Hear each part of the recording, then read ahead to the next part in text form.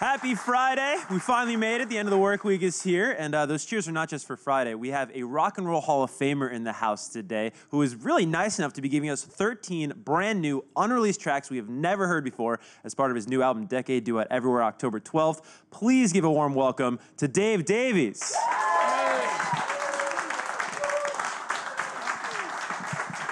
How are you? Good to see you, Kevin. Standing for the ovation. I love that. I think that's a real first. Very gracious guest we have here. This is amazing. You got a claps or an ovation from the audience, I should say, just walking out here. That's amazing. Does that happen everywhere you go? They're all hired by my publicist. Yeah, exactly. No, it's good to see you guys. Very good. Yeah, I recognise that T-shirt from somewhere. Oh, wow, look at that. Can we get a shot of that? You want to stand up? Pretty cool. That's pretty cool. How old is that T-shirt? It's like 7, 8 years ago. Oh, my gosh, that's great. You want to just show the camera? Yeah. Awesome, very cool. Dave Davies right there. That's amazing. Good to see you. Yeah. You are clearly amongst friends. All of my friends are here. I was going to say, how does it feel to be back in New York City? But this is pretty much your backyard these days. I was seeing you on LA radio talk about you could bounce back and forth between the UK and Jersey. Yeah, I like New Jersey. Well, parts of it. Yeah. No, it's good fun. I enjoy being here. But you're right. I go to London a lot. I'm back to Jersey and LA. I've got kids in LA and London. It's good to be busy. Yeah, of course. Now let's dive right in. We're obviously joined on stage here by the artwork for Decade. This guy. This guy. Who's that guy? Now these are, for those, if you're watching right now at home and you don't already know this, 13 unreleased tracks. It's called Decade because they're all from the 1970s. Now, I'm always amazed. I get excited. We all get excited when we hear, oh my God, unreleased music. But I got to ask you, when you listen to some of the songs that are already out, the singles, they're so good. How do these things not make their way out from the 1970s? Like, are they just sitting on a shelf somewhere? It's funny. They were under the beds, and the tapes were in attics. And my sons, Martin Davies and Simon Davies, helped to put it all together. And Simon actually produced it, which I think is really good. A round of applause for Simon. He can't be here today, but he sends his love. No, he did a great job, I think, production-wise. Were there any songs that are on the album that you actually forgot about? That you're like, oh my, I remember this. I loved this back then. Yeah, I think the thing is, when you listen to these old songs and you go through all the emotions and it seems quite a daunting prospect getting them all together, but I'm glad I did. I mean, some of these songs really need to be heard. Yeah. I love your approach to music, and I've heard you say some fascinating things in terms of how you view music. One of them was about the relationship between the mind and the body in music. And your point was that, the body is ancient, but the mind, it's always renewing. And sometimes the body can know more about this world and about music and about art than the mind does. Do you remember saying that? Yeah, it's like, I got a thing about if I ever get stuck, I always ask the body for help. Yeah. Because it knows more than I do, or the conscious mind. So I'm constantly asking for help. Help me. So I think there's a lot in this that we don't realise. A lot of spiritual power we have that we don't always realise because we're always in such a hurry. Yeah. And but I'm so pleased I finally got the album out, and it took us about 3 or 4 years to put all the different stuff together, but yeah, I'll give it a listen. No, absolutely. Now, how did you feel about you had such a long career, I'm sure you have opinions on every decade and how the music industry has changed. Were the 70s, was that a fond time in your life as a musician? Well, the 70s were a strange time, really, because we were coming out of the 60s and everything was kind of changing, music was changing, and it was one of our busiest times, the Kinks. We were touring, and we had new recording studios. That's when I started to mess around in downtime, working out songs and things. But it was a very important decade for us. And busy time, we were lucky. Yeah. Every decade's been magnificent, up and down. Yeah. Up and down, up and down. Seems to be the way that it goes, but it was an interesting time. There's so much different kinds of music happening in the 70s. Right. But I can't really remember that far, Yeah, far it's back. probably a little bit of a blur. 70s, when was that? Yeah. But Well, speaking of back then, I came across a clip of a young man I think you're going to have a lot in common with, and I want to play it really quick for everyone here in the audience and for you at home, and then ask you a question about it. So let's go to that clip. Anything other than enlarge your bank balance? Oh, definitely. It's not just strictly a commercial No. venture. Actually, if it was, I wouldn't be able to do it. If I thought of it that way, I wouldn't be able to do it. How do you think of it? It's funny because you're not going to believe me, but I don't think of it when I do it. You sort of have a few drinks or something, and you sit down, and you think of something that somebody said, or a television program you saw, say somebody in Vietnam getting shot or something, and it sort of forms a pattern in your brain, like a dream, like playing. I suppose you can compare it to dreaming as well. Sort of lots of things compressed. So there you are. Oh, well, what can I say? Misguided youth. No. Well, you're opening Yeah, up. thanks for that, Yeah. Kevin. A little trip down you one. You're talking there, however many years ago, about your approach to music and how when you're playing music and you're making music, you're not really thinking about anything, and you maybe compare it to a dream there. I'm curious, is your approach to music today Much the same? Yeah, is it the same? You can probably articulate it a little bit better, but the more you try and analyse it, the worse it gets, I think. It's important to try and keep that feeling of innocence. It's a lot to do with being childlike, really. Trying to think of ideas and they come in your mind as if they're new ideas. I mean, that's what innocence is about. Yeah. And if you can try and recapture that energy of youthfulness and wonder, right, and newness, I think it keeps music alive, me alive. It's almost like the song you have with your son Russa, "Path is Long," where you're talking about, inside you're still a boy, to paraphrase, and let that youthful energy. Can you talk about that song? Yeah, Path is Long. I love working with Russ Davies, my other son. I've got a lot of kids. And I really enjoyed working on him with that because he produced that and he kind of bullied me around a bit. He said, don't say that, say that. But it was, in the end, it was a very emotional song. Have you got it to play? No, maybe next. We don't have it queued up, but it's a beautiful song and almost a song that you probably couldn't have written earlier in your career. It's a very retrospective song. Yeah, it is. Like looking back and realizing the things that help you and the things that hinder you, and trying to discern which, part of your life is important.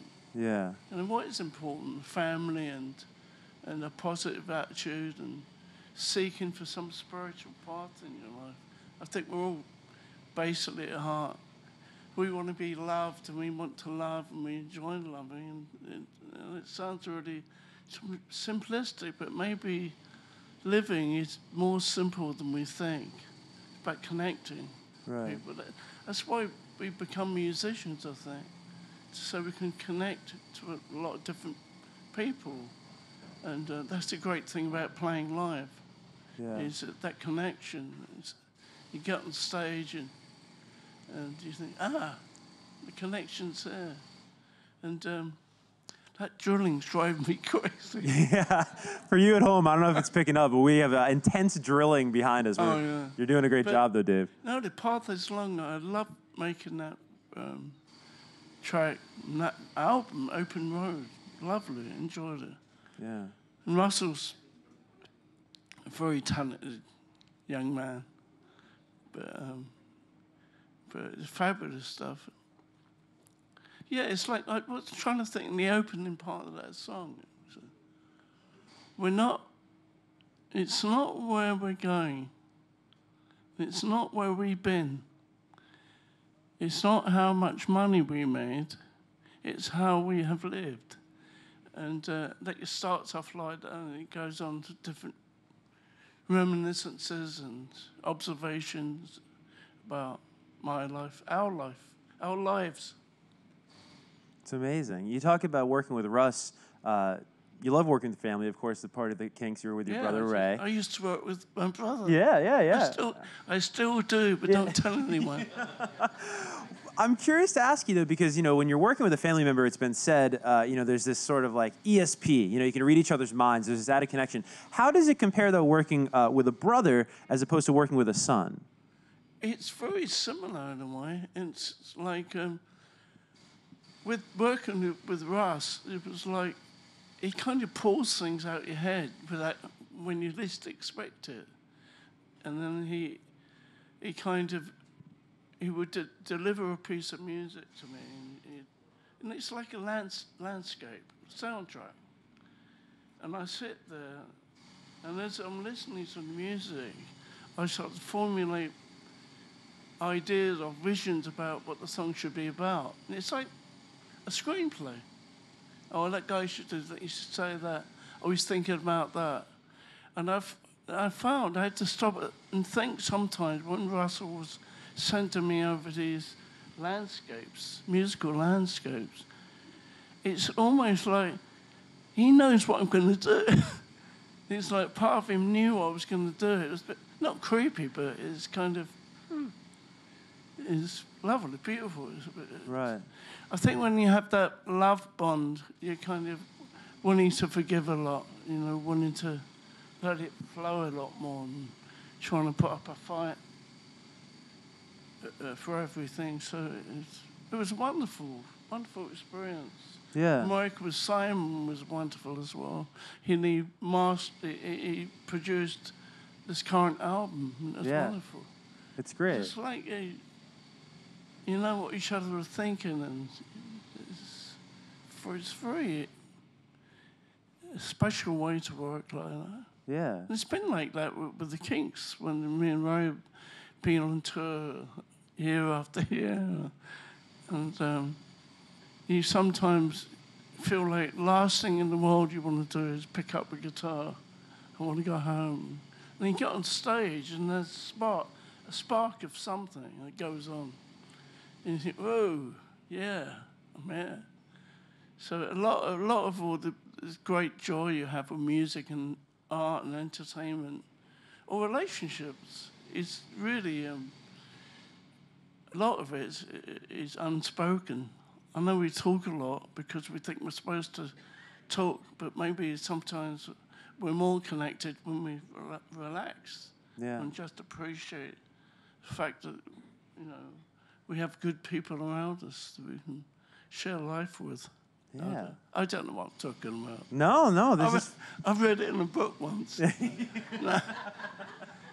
No, I was a terrible reader. I'm not very good with reading, but I think a lot.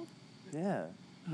I heard you say, on the topic of your brother Ray, I heard you say recently that if you feel personally that if you guys weren't brothers, you would actually have been tremendous friends. What do you mean by that? Well, that was that day. Yeah, that was. But yeah, I think so. But he's pretty crazy. He's always been crazy, but I guess I am. But luckily, we're crazy in different ways, so we can help and support each other. And when we're not fighting, but no, it's who knows what happens between people, relationships, marriages. We've got battle on. But no, we're getting on good. That's good. We're communicating. There you go. And we're doing all right, I think. We might even do something. Yeah? With the band maybe soon. Wow. Hey. Anything else you can say about that? Have you guys started talking about working together again? I'm going back to UK next week or in a few days, and me and I'll get together and we just decide what we're going to do and what songs he has, and we'll see where we go with it. But it looks good. Yeah. So he's open to this, and this is great. Oh yeah. We chat about it. Sorry. Do it. Yeah. Kinks for you. That'd be great. That's amazing to hear, though. That's great news. Yeah. Well, so I shall update you when I'm back. Yeah, come right back. We'll all keep our fingers crossed here in the audience, though, until then. Speaking of the audience, let's get to some of these questions and answers we have in the studio. The first is going to come from somewhere. Oh, hey. Oh, right there. It's the Kinks reunion. It's the Kinks reunion. Hi, this is Miriam. I'm from Waterloo Underground, and we're the first all Kinks 2-hour weekly show. Plugging toward that eventual reunion. It's great to have you talking about the communication and getting together in the studio. God, we really hope that you guys reunite. Oh yeah, we'll see. We're working towards it now, and I'm very excited about it and the possibilities. Will it help any that we've got fans all over the world writing letters about how much they love the Kinks? That's lovely. We'll see. Okay. We'll see what happens. All right. Awesome. Second question is, whatever happened to those really long red thigh-high boots that you had in those pictures in Actually, it's a bit of a sad story, really. It was a dear friend of mine, a guy called Ewan, who had a band, and I wrote a song called Mindless Child of Motherhood for him to sing. And he was very heavily into drugs in a bad way, and I lent Ewan my thigh-length boots that I adored. They were brown, tan leather boots, thigh-length boots. But he wanted to borrow them for a photo shoot. So I said, okay, anything, you know.